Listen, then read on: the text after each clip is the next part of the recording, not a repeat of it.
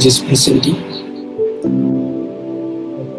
Ignorance screen is coming.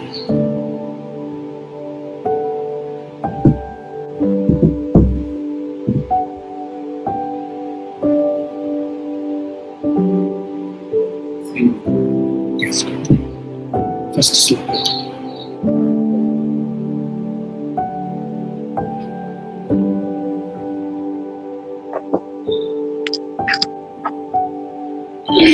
Father, I'm ready. 6 o'clock. Yeah. Okay. Friends, good evening. Good evening. This evening, we begin this session, resourceful session, invoking God's name. Good evening. I invite you to pass for a moment, and then we straight away go.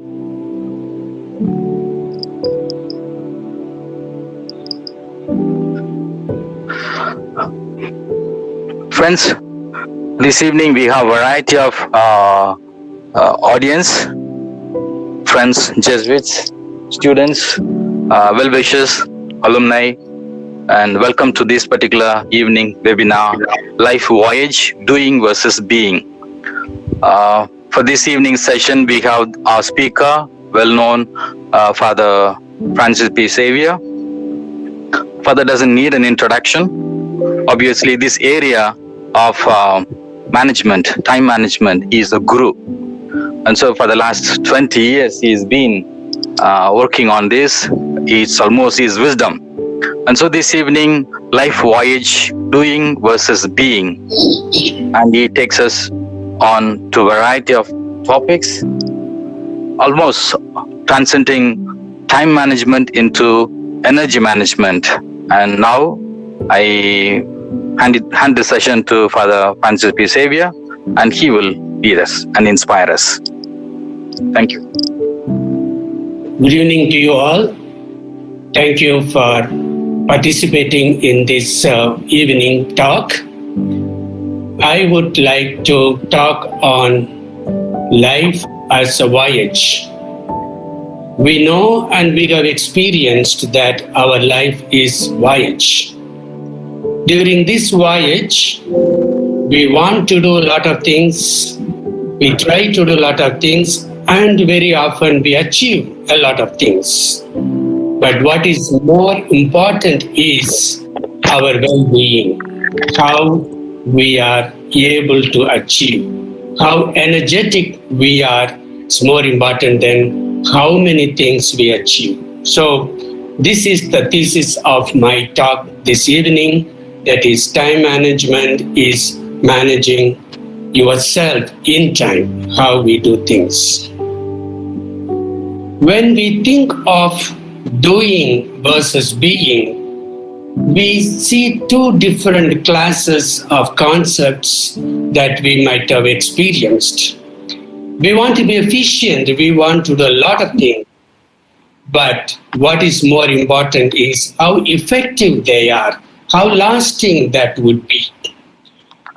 Our work would create impact. People would appreciate you have done a lot of things, but what is the influence on others? That is what matters. It is not our performance per se, but is our influence or our effectiveness are going to be permanent? What is the permanent impact or influence on others? What is more important in time management is not the productivity, but the productivity capacity. We are capable of doing a lot of things. We are doing things, but very often we concentrate on what we do rather than concentrating on what is my capacity in doing that. I just want to give you two examples. One is very familiar to you, the age-old story of the golden egg duck. You know that there was a duck that was laying every day a golden egg, and the person who had the duck became very greedy. One day he caught hold of the duck and cut it into pieces, thinking that there will be a lot of eggs will be there, but unfortunately there is only one golden egg was there. The productivity of the duck was 1 egg a day, but the productivity capacity of the duck perhaps is quite a large or infinite. Let us take another example. There was a farmer who was living in front of his house. There was a big forest. One day, 2 people came and cut down a huge tree and started cutting the tree into pieces. They started from early morning onwards. The farmer, around 10 o'clock, when the sun grew warm, offered something to drink, buttermilk or water. They said, no, we have to finish the whole work by end of the day. You see the huge tree? We have to do the things.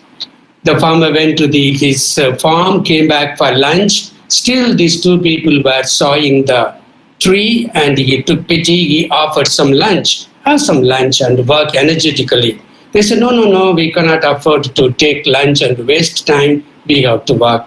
So the farmer went back to his farm, came back around 4 o'clock, and saw both the fellows sitting very, very sad, and asked them what happened. They said, the saw broke.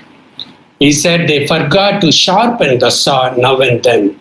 It cannot do all the time work. You should stop and energize yourself so that you should be able to do more work.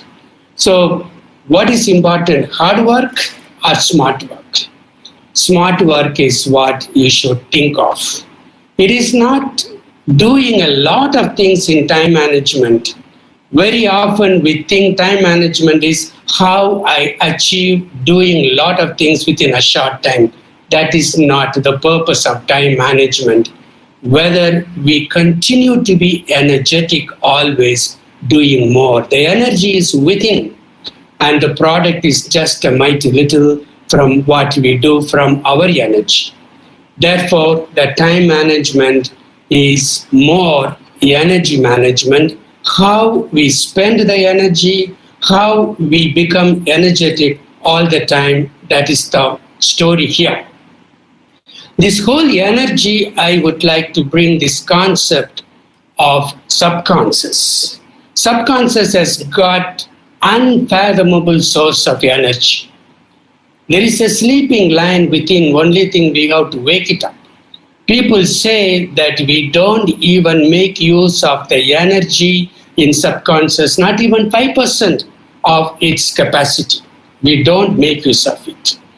And the subconscious has got a lot of this energy, not only energy, information, techniques, whatever you want it. The subconscious is like the control room of the battleship. You know, the control room is very important, and the mind is like the captain of the ship. Whatever comes from the control room, the captain just executes. Whatever comes from the subconscious, your feeling, your decisions, your ongoing work, the mind just decides and your hand does the work. And you might have seen we have a lot of psychic power and sometimes intuition. You know someone is not well. Some people call you asking, are you all right? Actually, you may not be all right. So where do all these things come from? Very often we have certain power within us. Though the power of subconscious is something like an infinite source of energy that is surging all the time whenever you need it. It is like a volcano. A lot of energy is there, and sometimes it comes up and spews forth all the things that it has got inside.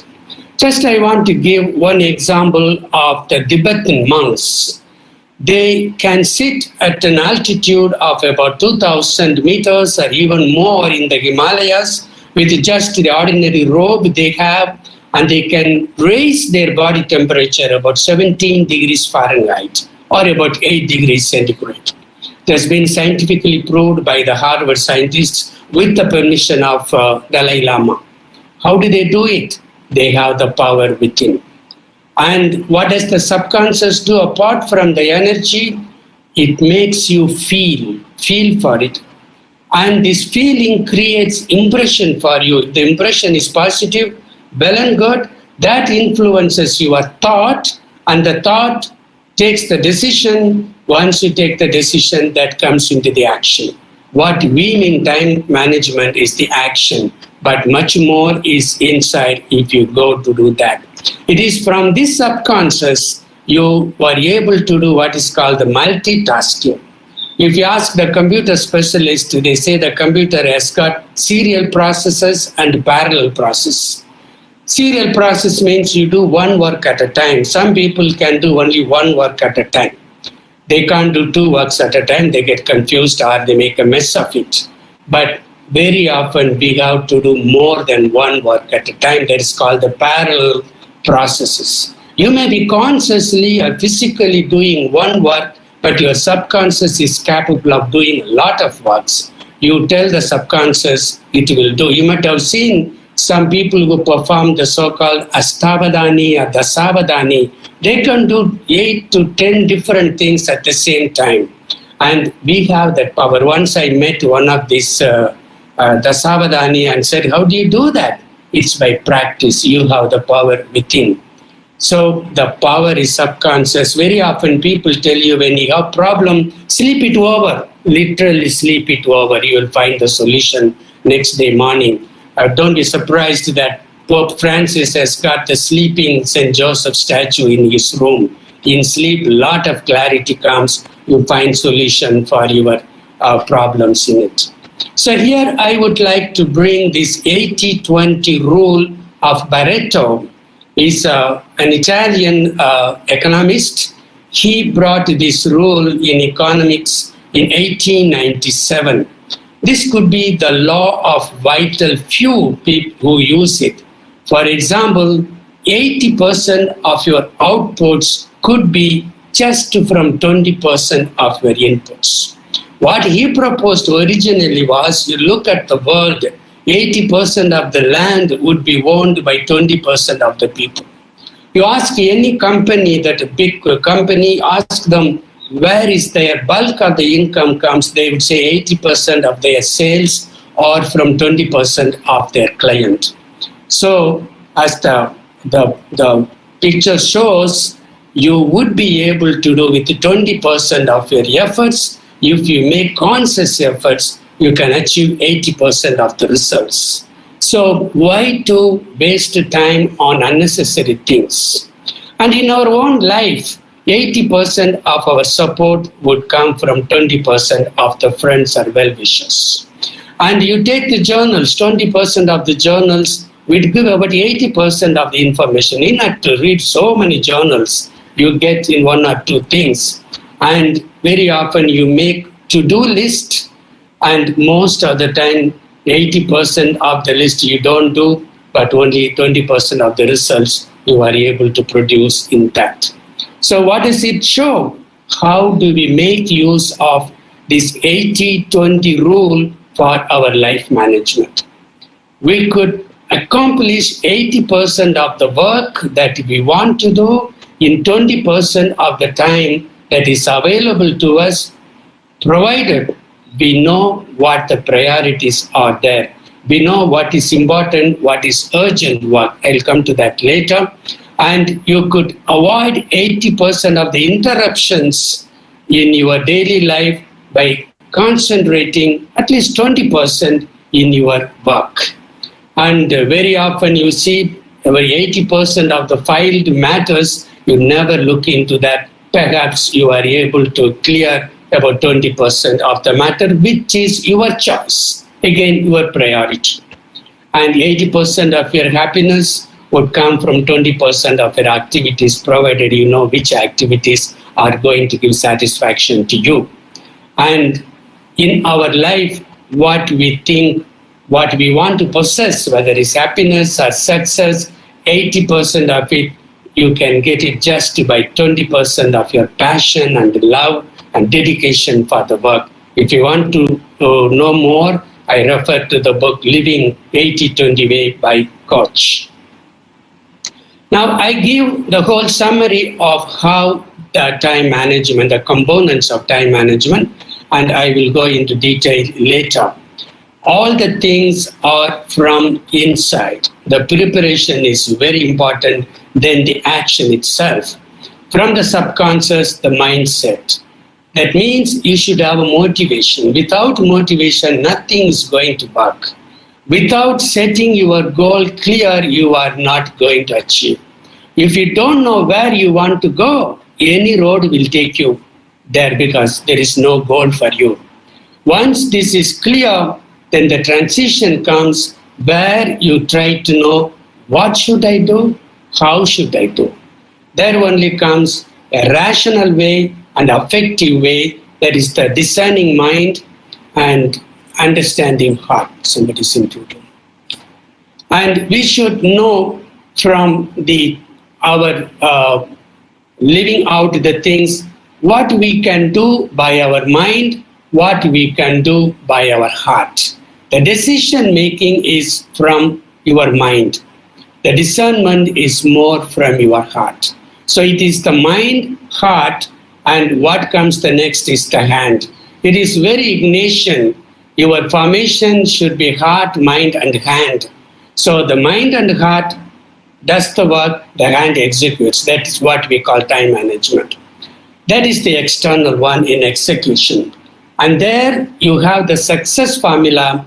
If you have the aptitude, you want to do it, you like to do it, you are interested in doing that, then you will go for attitude. You pick up skills, you do your work, try to learn, and if you combine your aptitude and attitude, not even the sky is your limit, your altitude will be very high.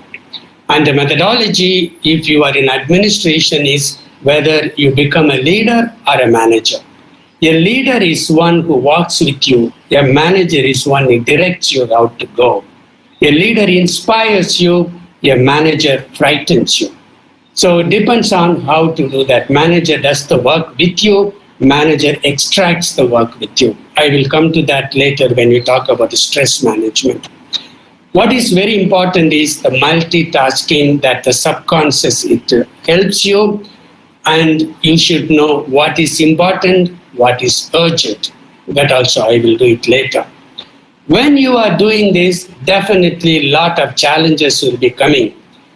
Challenge within oneself, with others, with the workplace. So when we have challenge within ourselves, we call it stress. So we need stress management. That is part of time management.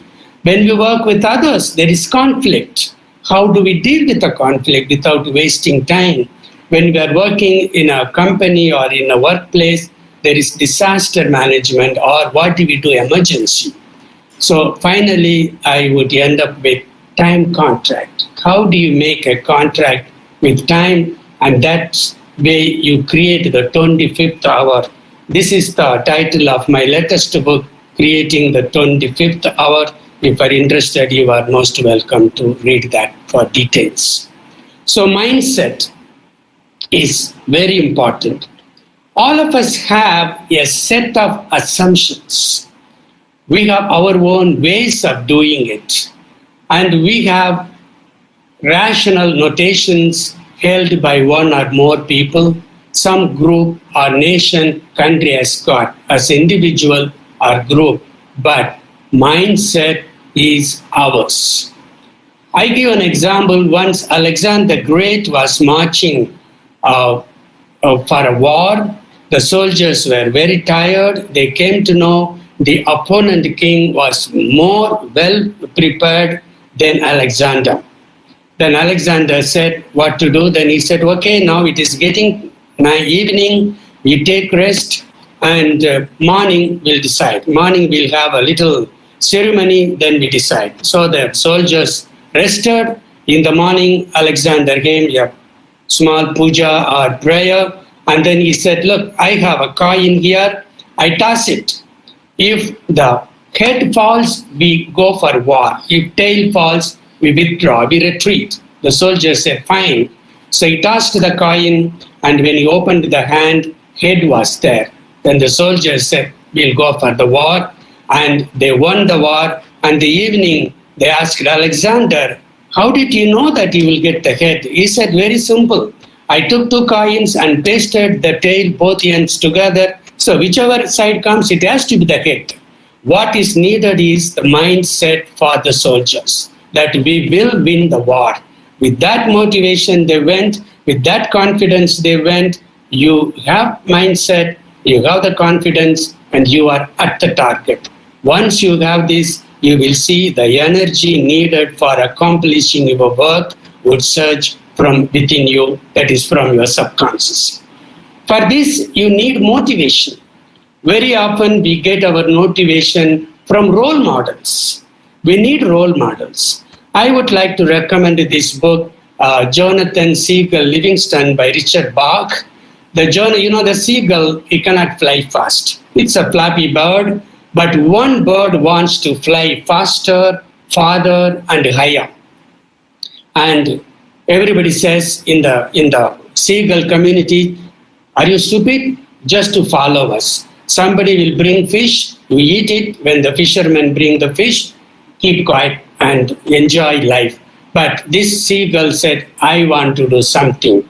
So one seagull said, I will be your trainer. So every day the seagull was able to fly faster and faster, farther and farther, higher and higher. At one point it was even to compete with eaglets. What is important is the motivation, the work. You should have a clear idea of achievement. It is said of Denzin, when he was growing up as a child in Tibet, he used to look at the beautiful Mount Everest. He imagined how it would be if I stand on Mount Everest and look at the world. That was the motivation. So that made him climb up and down. He might have tried about at least 50 times. The last but one time was about to reach Mount Everest, but they called off because the climate was inclement. He seemed to have told Everest, today you have won, tomorrow I will win, and the next day he won. That is the goal that he had in his mind. Another one is perseverance. Whether you do it or not, keep going once you have the clear, and your subconscious and your mindset will lead to you. I want to cite the example of Thomas Alva Edison. The first day when he went to school, he brought a note from the school, and the mother read the note. The teacher wrote, never again send this boy to school. Reason? He's asking too many questions, he's deaf. So the mother said, I am your teacher. Thomas Alva Edison learned everything by himself in the basement of his house. At the end, he had 1,093 US patents and in other countries also. And I happened to visit his lab in Edison in New Jersey. It is still, some of the labs are there, but it's a rebuilt, because in 1914, there was a big fire in the lab, and Edison was 67. You know what was his reaction? He called his son, hey son, come here, see the fire, go and get your mother, let her also see this fire. This is unbelievable sight. You will never get a chance to look at the fire. So that was cool mind. When the fire got down, and he told the employees, fellows, tomorrow 5:30 a.m. we start working. We are rebuilding the studio. And he did that. Resilience. Don't get bogged down. Don't become discouraged. Have the sustaining force. Remember Ghazni Muhammad, he invaded over India about 17 times, but he succeeded because his goal was clear. He had the sustaining force and he had the motivation and did that. And that is what we call goal setting. For goal setting, you need a direction. You need dedication and commitment. You need determination. You need discipline. You have to work, and then you have deadlines. It is not, I want to do it. When do I want to do it? How do I want to do it? And once you set the goal, it has to be a SMART goal. S is specific, M is measurable, A is achievable, R is realistic, T is time bound. It's a specific goal. For example, you cannot simply say, I want to reduce my weight. How much you want to reduce the weight? Within what time you want to reduce the weight? And whether it is measurable. Don't say, I want to reduce 50 pounds in a month, it is not going to take place. Maybe 5 pounds a month, maybe 5 kilos a month may be okay. It should be achievable in your situation. And it has to be realistic, time bound. Keep working at that. So when you are setting the goal itself, be practical. What can you do in your circumstance depending on your capacity and capability? And the goals has to be major goals, minor goals. Suppose you are a student, you have 2 semesters in a year. Look at one semester as a minor goal, and if the one semester is a major goal, look at your midterm exam as a minor goal. Or if you are in administration, you have 12 months, what is 3 months as your minor goal, and what is your 1 year as a major goal? You have to cut down your goals, then it is easy for you to do that. And these goals could be long-term, medium, short-term goals. Take the rocket, for example. Rocket would have at least 3 stages. The bottom is the one, the heaviest one. As soon as the rocket takes off, that is detached, that falls into the water. The second one takes it and tries to reach the orbit. Once it goes there, that part is detached and it falls down. And finally, the payload, that is the one that is placed in orbit. So you have the long-term goal and medium and short. In our terminology, you can call them step goals, sprint goals, and stretch goals. What is step goals? What do I want to do today? Or what do I want this forenoon or afternoon? The step goal says what the sprint goals are what is over the next few days or few weeks. Suppose you are writing a term paper, you are writing a project, you cannot finish it one day. You should have at least a couple of weeks. And then stretch goals is long period of time. You are writing a book, or you are planning to put up a building, or you are doing fundraising, or you are in a project. So depending on that, don't get mixed up with short term and long term. Once you have it, this one, cut it into pieces, it is easy for you to handle it. Now we are coming to the transition period, the motivation and the goal. Now we have to make use of our mind and heart. What Solomon asked God when God said, whatever you want I give, Solomon said, give me a discerning mind and understanding heart. That's enough for me. We have to be able to analyze the certain things and understand it, and we should be able to have the energy to do that. This is what we call the decision making and discernment. Decision making is rational. Discernment is how much I want it, how much I like it. They are not the same. For example, the decision is you have the option to choose from A, B, C, D, whatever it is. But the discernment is, are you able to perceive things as they are? And your perception is very important because your judgment is going to depend on your perception. Your perception is negative, your judgment is going to be defective. Your perception is positive, then you would have the confidence to do that. And what is important is you should be free from prejudice or attachment. You can take example in your life. If you like someone, you interpret his or her actions in one way. If you don't like the person, the way you interpret will be different. So much depends on you. It is not a judgment per se. It is how you are able to look at that in your life. So coming to the decision making itself, the starting point is, I mentioned earlier, clarity of the purpose, and you should have open mind. Don't be afraid of changing your goal. Don't be afraid of changing your mind decisions. If you look into real life, about 30% or 1/3 of the professionals, they change their profession at least once in their lifetime. Not because they did not plan well. Sometimes they feel, well, I can do much better. So when you think of the next stage, There may be a possibility of change of your purpose or goal, provided you see what is your life purpose. At the same time, for decision making, what is very important is the availability of information as much as possible. You cannot decide anything with partial informations. Very often we do that. We rely on someone, depending on that person's information, we decide. That will be defective. But we should have as much information as possible. It is not the information itself. The source also is very important. Is the source or the person credible?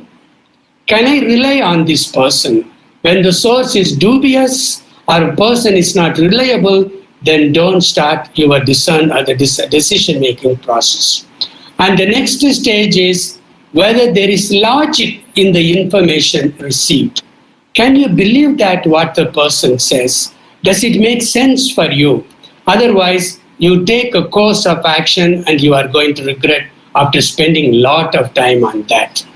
In that process, you try to consider before you take the decision, what are the pros and cons? If I take this decision, what will be the good? What will be the negative outcome if I do this one?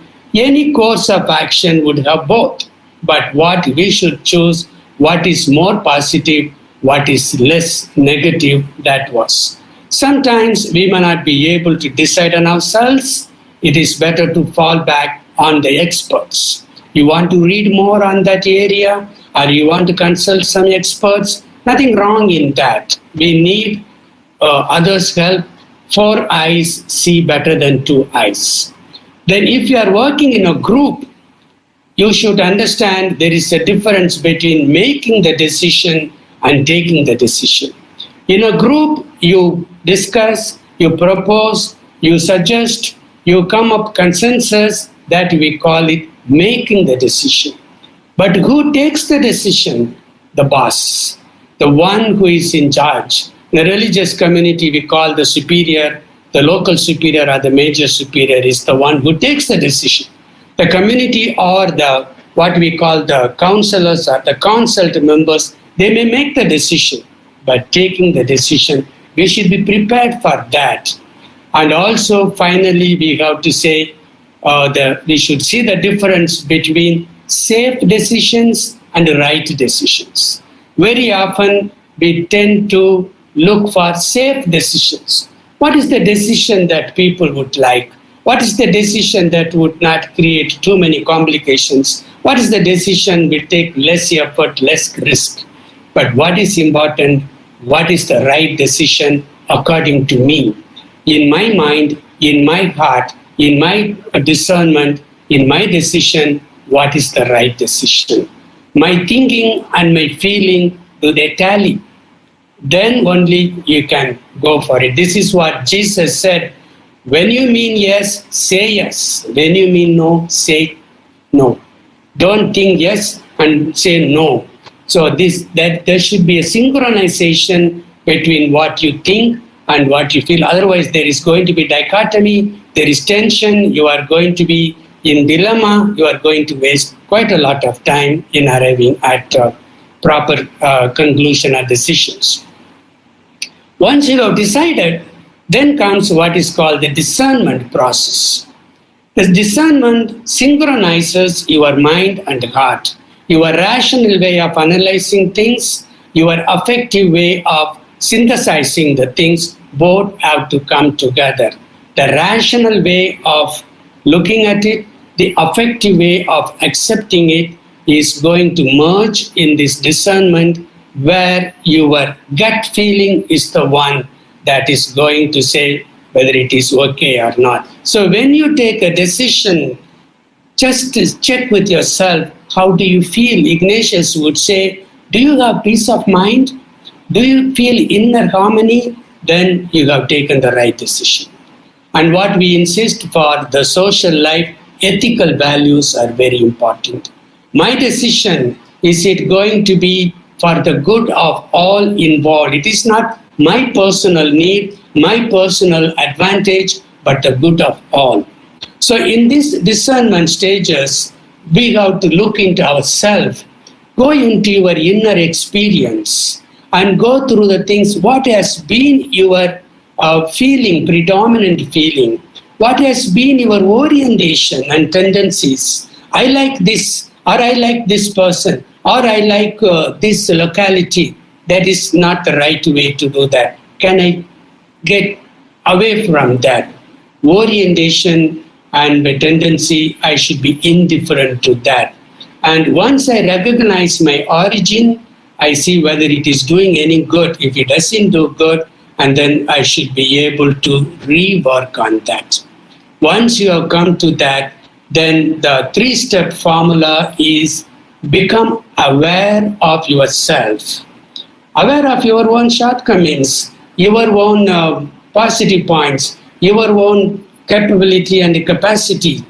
And that is important, to know yourself and accept yourself as you are. Sometimes you feel inadequate, you need the help of others, you make it very clear, think, reflect, discuss with others, then you decide, only then you go for the action.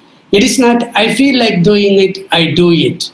Take a moment, reflect, and do it. When you are in confusion, don't do anything. That's why Ignatius says, when you are too happy or when you are too depressed, don't take any decisions. You got to be sober, you got to be in a normal self to do this. For that, you need this awareness of yourself, acceptance of yourself, and then doing the action. Now you have taken the decision, you have finding the harmony within yourself. Now you want to execute the decision. Here comes how you do things. You should have a vision, that is what we say, goal, and then you should have inspiration. Inspiration could be from historical people or people who are living with you. It could be your teachers or family members, relatives, friends, anyone. All of us need inspiration, role model. And then we need to pick up momentum.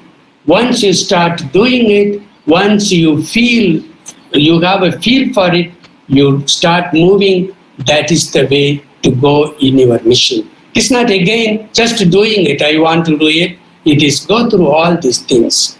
There only you have to be whether you should be a leader or the manager. The leader inspires people. The manager extracts work from others. You should be a good combination of will and skill.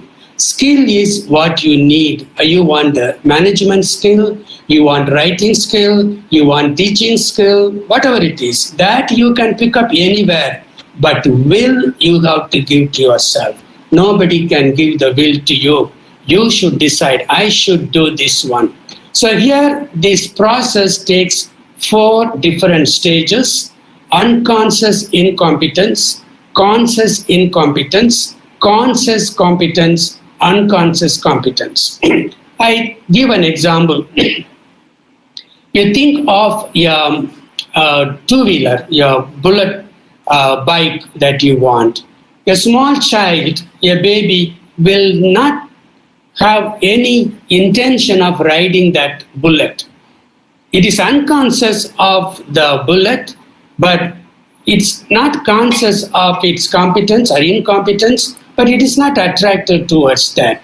There are certain areas we know we are not competent, whether we are conscious or unconscious, we won't go for it.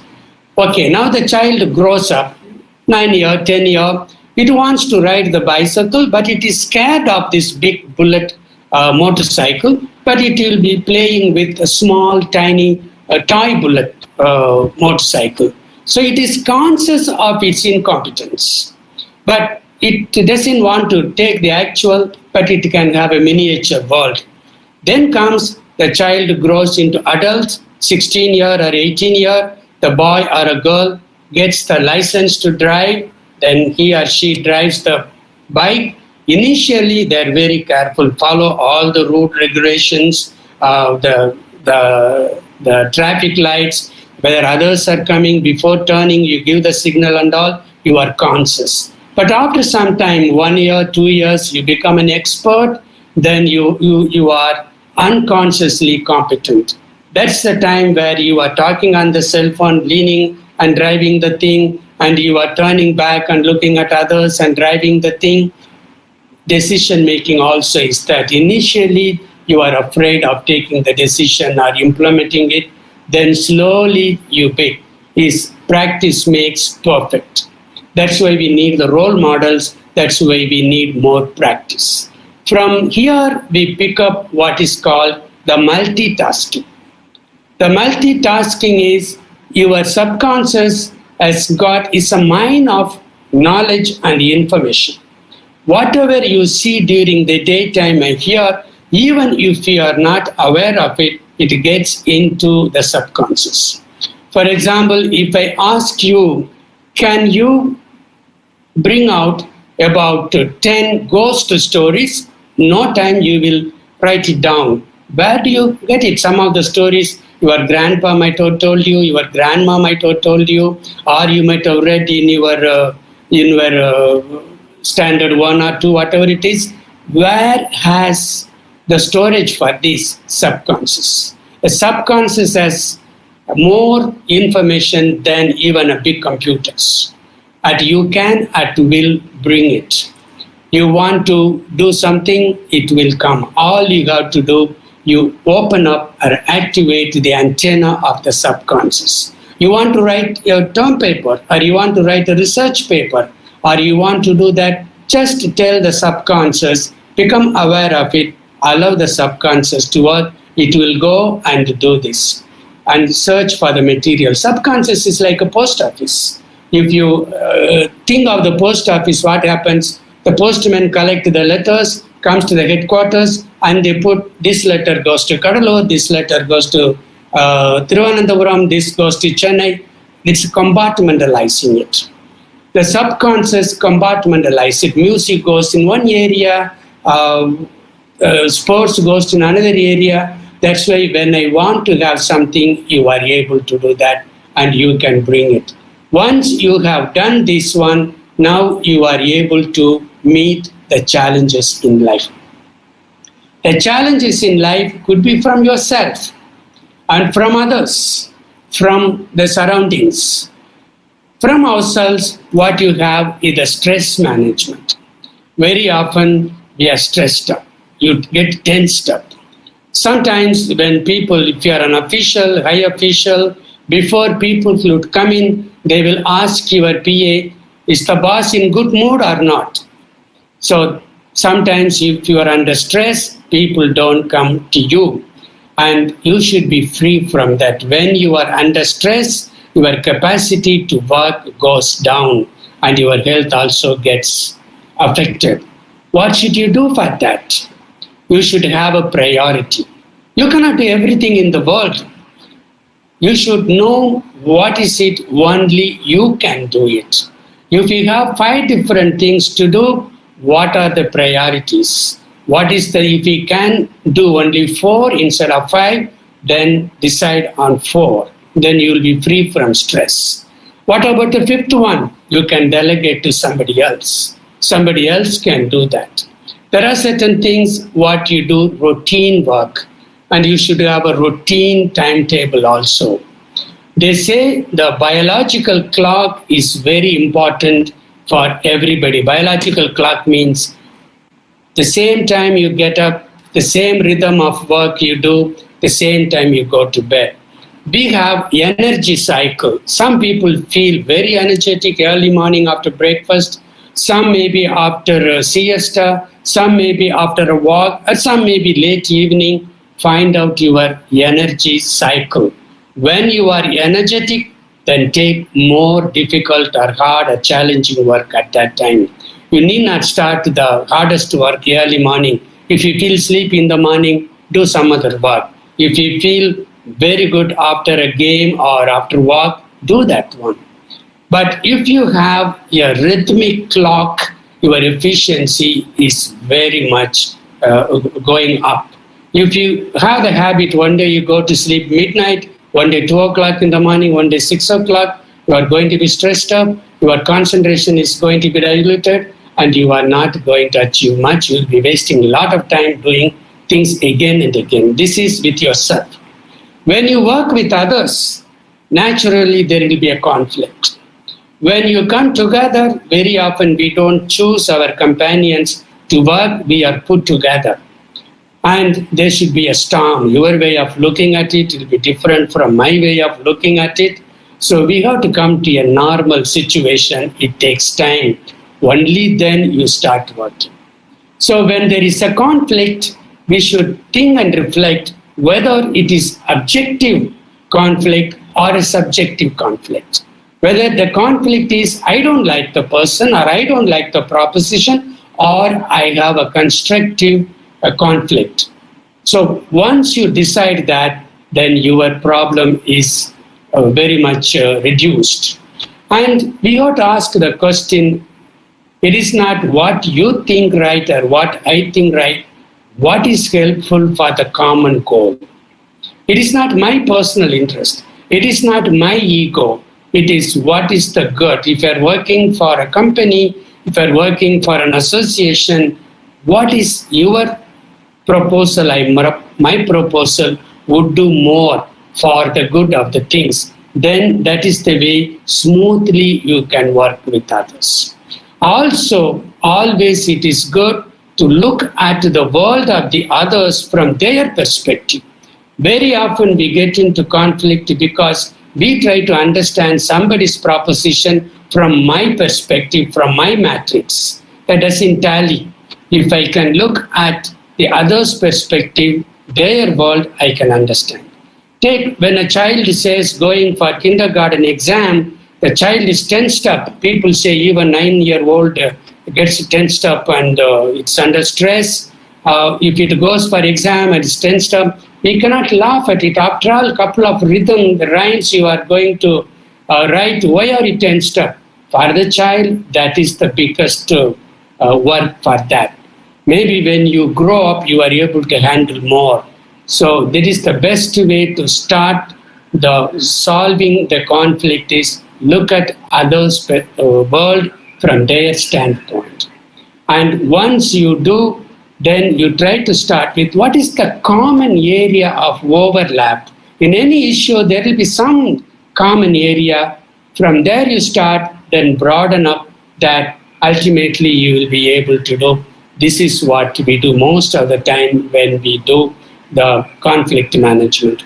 The disaster management is another thing. I'm not going to do much. That is meant more for the corporate. All that you should need is, do you have all the communications needed? Suppose you are working now with the time of Corona, some people working with you or in a family, they get sick. Do you have the nearby doctor's telephone number? Or if there is fire, you have the fire service number. Somebody meets with an accident, do you have the nearest hospital number? Do you have a networking? Can you get in touch with others? And then what is there? What is plan A? What is plan B? It is said, what could go wrong will one day go wrong. You might have been successfully doing something for 50 years. The 51st year, it may not go all right. So be prepared for that. Always have plan A, plan B. Otherwise, don't sit down broken-hearted and wonder what to do next. So now coming to the final thing is, how do you create the 25th hour? All I want to say is the time contract. Make a contract with time. On the right, what you see is a piece of paper. This is what I do.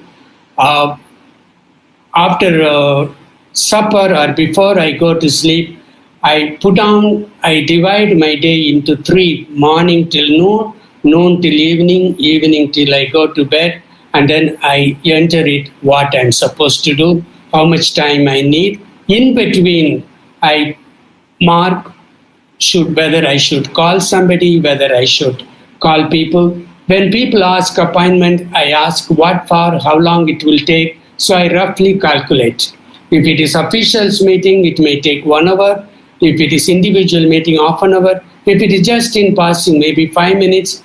all the things you can accommodate. And you don't fill it up. Normally, I fill up my day only 80%. Because in between, somebody comes, somebody wants to talk, some emergency comes, and some people take more time. Then at the second half of the thing is what happened, what I did not plan it. So I enter it. For example, somebody says, could you go through this and do it? For example, today I had a lot of meetings, 4 or 5 hours meeting. Somebody wants to go through something, I have marked it after supper. So you mark it there, otherwise you tend to forget. You cannot have everything in the memory. You put it down, and then when you do it, you can tick off. If you are not done it, carry over to the next day, but don't do it indefinitely. So this to-do list, what happens is, again, it is Ignatian. What Ignatius says, when you go to bed, he says, think when you are going to get up and think what you are going to pray about. So coming to this, once you prepare the list before going to sleep, if you know what you are going to do, the subconscious starts working at it. Very often, what I have to speak in a meeting, what I should do, the subconscious works. When I get up in the morning, there is some clarity, some points, immediately I jot it down. My work is easier. Sometimes I spend half the time, otherwise I will be spending on that. The inner voice is the one, but what I said, the gut feeling, that is the guiding force. That is the compass that tells you when you say something, you like it or you don't like it, that is the first thing to do. I tell people, when you are not able to decide, listen to your inner voice. It will never guide you wrong. All the time, you can ask 2 questions. When you get up in the morning, what good shall I do this day? Because you have prepared your time contract, your subconscious have worked, and then it tells you these are the things you are going to do. You don't need a secretary to do that. I don't have a secretary here for me. And in the evening, you ask yourself, what good have I done today? What is the point here? I feel good. I have done so much. I can do more. I feel confident. That energizes me. That gives me more energy, more confidence I can do. So this is how you do things. And as you have seen, I have been going through this, not doing it, how you prepare yourself. For this, you need energy to do the things. We have a multifarious energy for us to do that.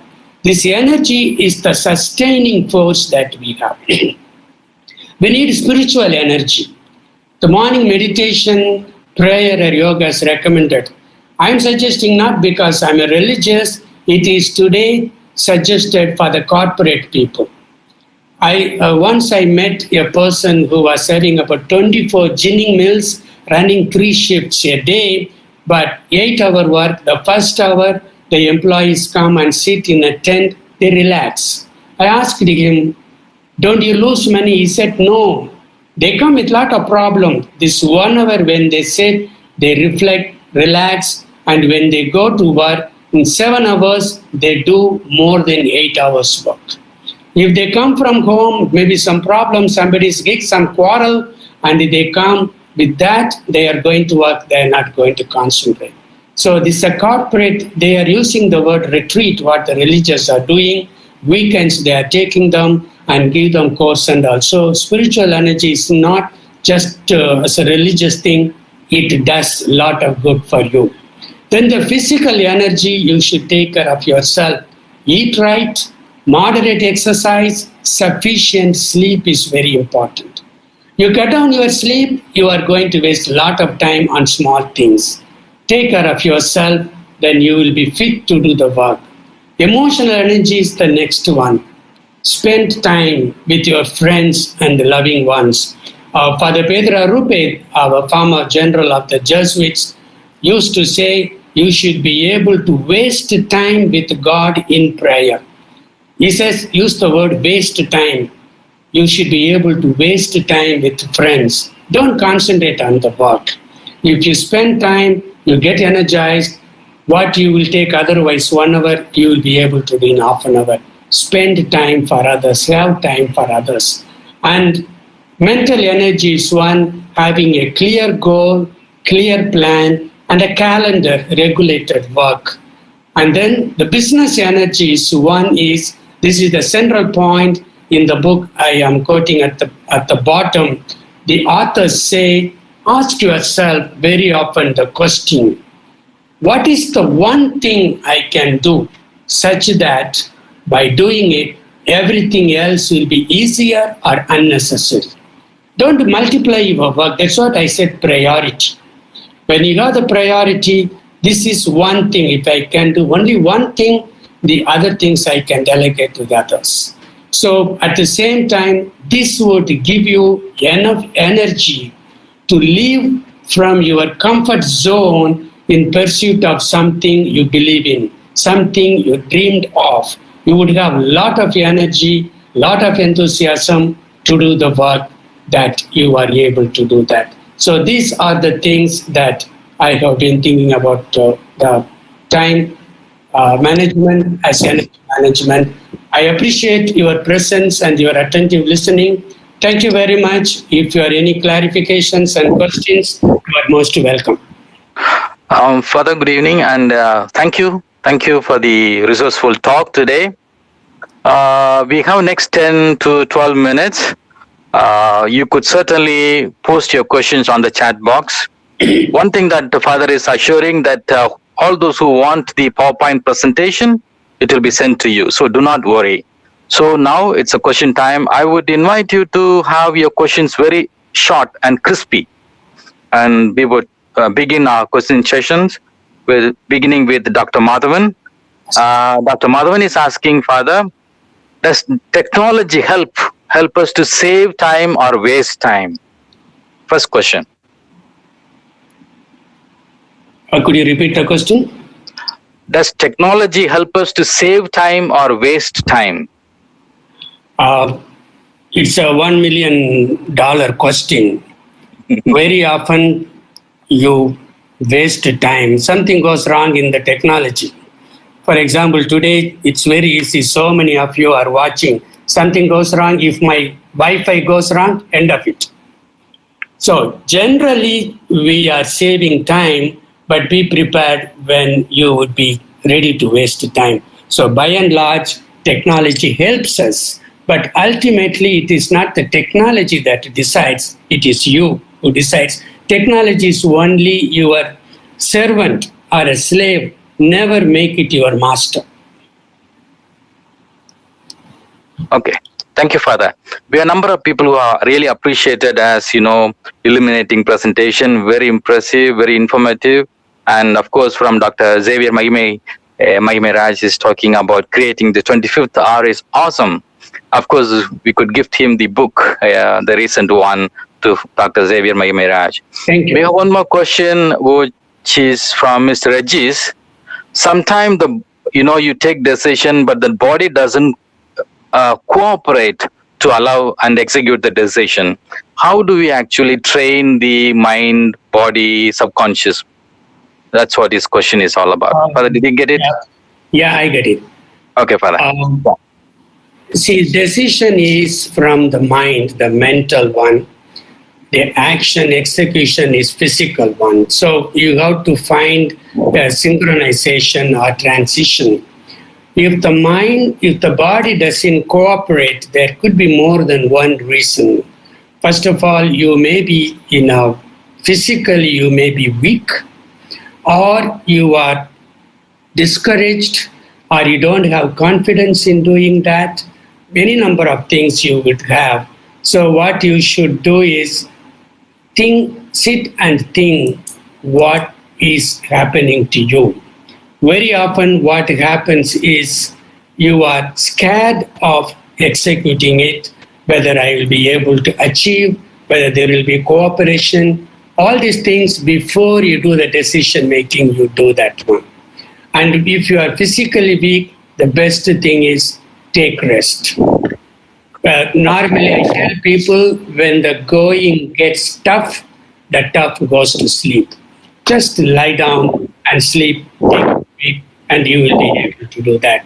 If more than that, if you are not there, maybe you are not confident enough, perhaps you can share it with somebody who would be able to accompany you, who would be able to encourage you, even able to say a easier way or more effective way of doing it. That is how I see the point.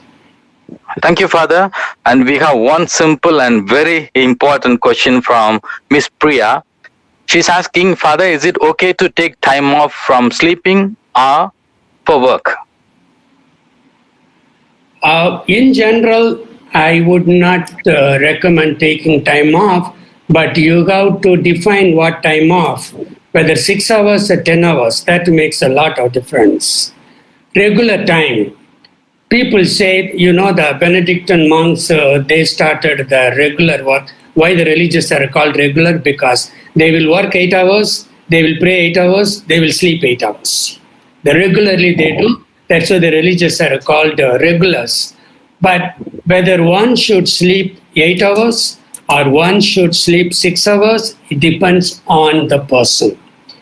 When you get up, if you feel fresh, you are fine.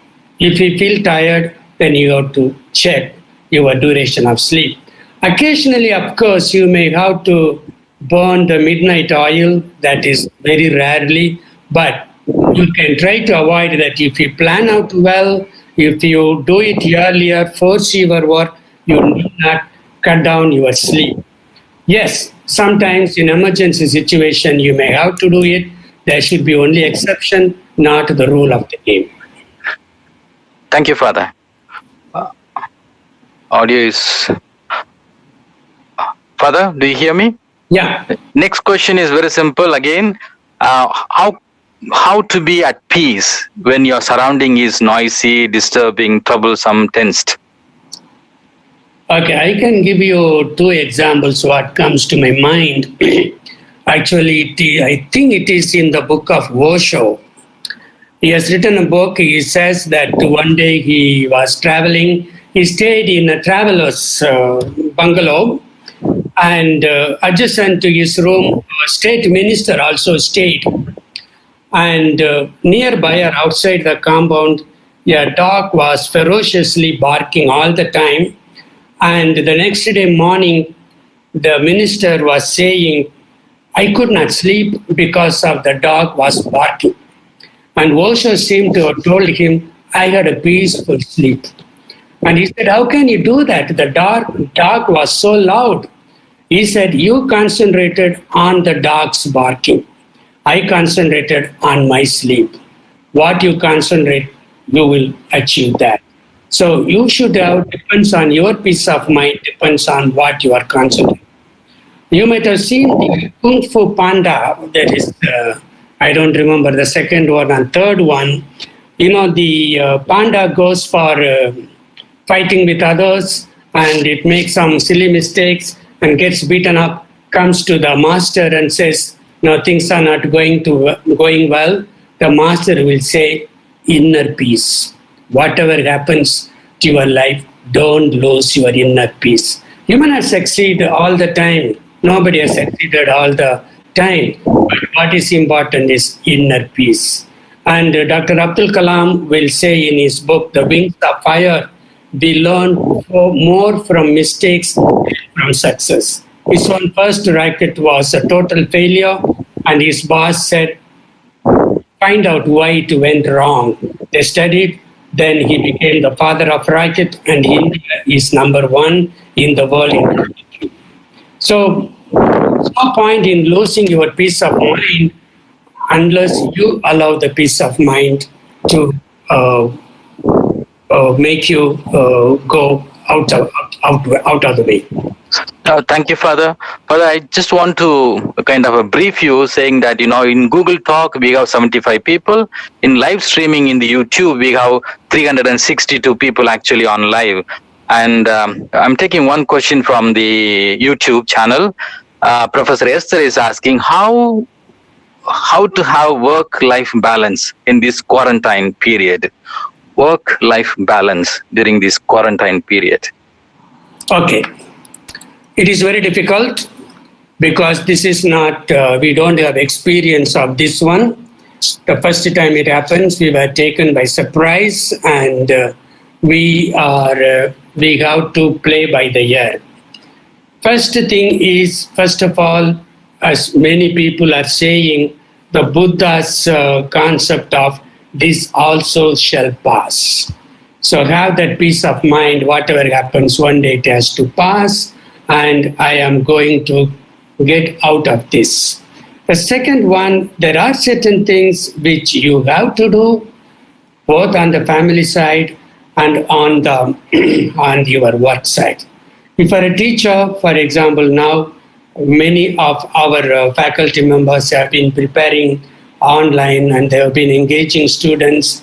Well, you have to do that. At home, the children are there and you have to do other house chores to do that. What is important, you have to do that. If we have to go, you have to play by the ear. There is no rule. You 8 to 10, you do household work, 10 to 12. There are certain things. Morning you have to prepare breakfast, lunch you prepare, dinner in between. Can you do something for your work, depending on the understanding of the management. So there is no hard and fast rule. It is tough time. We have to learn by practice. Okay. Father, thank you. Thank you for the response. Very beautiful. One dilemma Tony Prabhu has is, on the one side, you have a regular timetable. On the other side, to train your mind. On the other side, people say, you should get enough time to sleep, as well as, only when you get time to sleep. The dilemma between a regular, I'm getting distracted by questions falling in. Father, do you hear me? There is a dilemma between following your timetable in sleeping hours, but at the same time, people say, you need to sleep when you get sleep, something like that. How do you actually respond to this? So when you feel like sleeping, you could go to sleep. It depends on the situation. Suppose you have been traveling a lot, or you have been exercising a lot, or something happened that upsets you, you are not in a mood, you feel sleepy. That is a different thing. That is not, I won't call it a regular thing. If you are going by your mood, I remember that when I was visiting the Jesuit institution in Stockholm in Sweden, I asked the rector, I hear that in Sweden a lot of people go, they have depression. What is the reason? He said, after dinner we were going for a walk on a river bank. He said, what is the time now? Don't look at the watch, tell me what's the time. I looked at the sun, he said, looks like 5 o'clock. He said, now it is 10:30 night. And today, when you go back to your room, there are 3 sets of curtains. Don't forget to make all the 3 curtains. Today, the sunset is at 12:30, sunrise is 1:30. So he says, if anyone is going by getting dark, I go to sleep, and you are going to have health problem. This is the reason we have depression.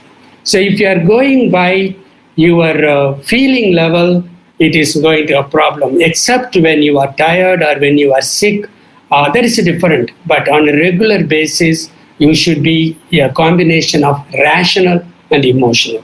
I would say having a regular timetable should be the rule. At the same time, be flexible. When I said I fill up my day 80%, the 20% is to be for the filling up. That is so flexible. Of course, sometimes emergency happens and I have to call off my appointment. I have to go. That is a different one. That is exceptions.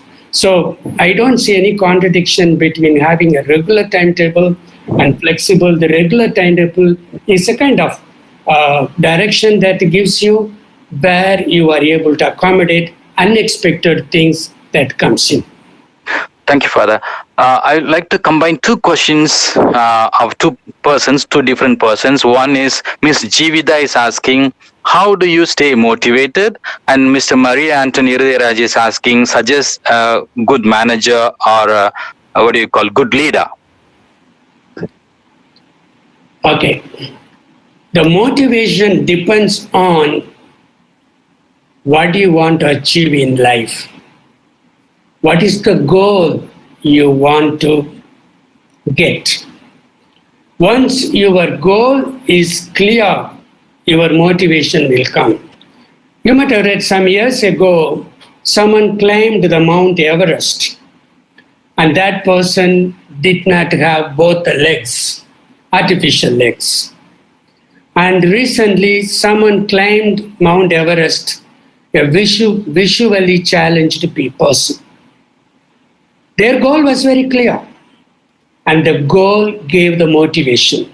And the motivation gives you energy, enormous energy, undergo any training. You might have read about the person who won 4 gold medals in the Olympic with his artificial leg. It is possible. The goal and the motivation should synchronize. And how to be a leader? Simple rule is you tell others what you practice. In the Matthew Gospel, we say it's a golden rule. Jesus tells all of us, do unto others what you expect others to do to you. You want others to respect you, you respect others. You want others to tell you good morning, you say good morning to you. That is the best leader. A leader is one who doesn't direct people, who walks with the people, who understands the people. If someone is not doing well, he says, okay, don't worry, this is not the end of the world. I am there with you. We go together. That is the one you have to be. The leader is one who understands, accompanies, and together accomplishes with his employees or co-workers. Okay, thank you, Father. I'm again combining two people's question into one. A question from Henry Peter is, what should be the priority? Being human or doing human? What should be the priority? That is the one question. The second question from is Professor Caroline Maria saying, edifying session, how do you actually increase the output, 80-20 rule? Is there any possibility to reach 100, output 100? Okay. What is important to be human doing, I would say being human is very important. You know, the people tell me that in Tamil they say, na sovara vachudan sitram varayanum. Sometimes tell people paper vachu kuda sitram varayalam. That is not the argument. Only when you are human, you are going to understand others. If you are strictly following the doing, robot could do that. You know, you see during the coronavirus, robots are there taking the tablets to the rooms and give it their doing. You can find anyone, anything. Or, you know, in Madras, at least there is one robo restaurant. The robo brings the food and gives you. Robo could be doing that. And in some countries, they have trained monkeys. If you want tablets, the monkey knows which tablet to give. And in Japan, I think the monkeys are trained in the bars. If you order for drinks, the monkey comes and gives you. This doing anybody can do. Being human is very important. That is our nature. The doing is, I would say, extension of our nature. The second one is, how do we increase the output? One thing by practice, second by wishing to do more. That's what again I would fall back to Ignatius, be a person of margins, ever better. He says always the greater glory of God. He doesn't say greatest glory of God. Once you say greatest glory, you cannot do much. Greater is always something to do that. Practice makes perfect, and we can do provided you are energetic, you are motivated, and you are able to plan out well your daily, weekly, monthly actions. Thank you, Father. We have come to the end of the session. I would take the last question because we close at 7:15. And so the last question from Mr. Ambrose Muthu, how to handle the physical presence with cognitive absence? Father, did you get me? How to handle the physical presence with cognitive absence? Could you say what is cognitive absence? or epistemic? I would say nothing like being present physically. I remember the story, in the West, the children always sleep in their room, the parents sleep in the master bedroom. Once a little child was sleeping, there was rain and thundering and lightning, and the little girl ran to the mother and said, "Mummy, I am scared. I am afraid." Then Mummy said, "I am, after all, the next door. Just to go and sleep. I am there." The girl said, "Not like that. Nothing like touching you. Nothing like you hugging me or holding me. It's not there. I know you are here. I know you are in the next room, but nothing like physical. Being with someone physical is therapeutic. The cognitive absence, if I understand, can always, you can manage, or you can replace, or you can manipulate. For me, that cognitive absence may not be. If I don't know, I don't know. But my being with you, especially when I need your presence. Especially when some people are in distress or shock, or someone dies in the family, the physical presence is very important. It is not to say, "Oh, I am with you." When you are not able to go, there is a different matter. But when you are there, physical presence gives the assurance that someone is there. That's why we say one cannot hug oneself, and one needs somebody's shoulder to cry. We need people. Father, thank you. I have one bonus question from Father Venish. Very simple. Father, the more I try to do away with my preoccupations while I sleep, all the more I tend to get them. How do you deal with it? This is a good question, because many people seem to have this question. That's why people say, "How do you prepare yourself to go to bed?" You might have read that people discourage your switching off your cell phone, your TV, and all those things at least an hour before you go to sleep. Because there seems to be a violet light or some ultraviolet light is coming there that activates your mind, and that keeps your mind occupied all the time, and that becomes your preoccupation. And as I said, if you have this time contract, if you put down in the piece of paper what you are going to do tomorrow, then I will say, forget it. It is there in the paper. I will do that one. And before you go to sleep, either you can take a walk, or read some novels, or listen to some music, and then with that you go to sleep. See that your mind calms down, and don't occupy your mind, activate your mind. That is the reason why you get preoccupied. Calm down, sober down, go to sleep, and then you will sleep well. Father, we have come to the end of the session. I would like to thank you. Even though there are a few more questions in the live YouTube channel, but we would close the session now. And I would like to thank everyone who is actively present today. And thank you so much for your presence. And thank you, Father. Thank you very much for your time and for your interactions. I especially thank Father Justin Prabhu and Scholastic Thomas for the technical assistance and the encouragement I always enjoy from my Jesuit brethren in the Loyola College Jesuit community. Thank you so much. Have a nice evening. Okay, thank you. Good night. The session is ended here. Thanks a lot, Justin.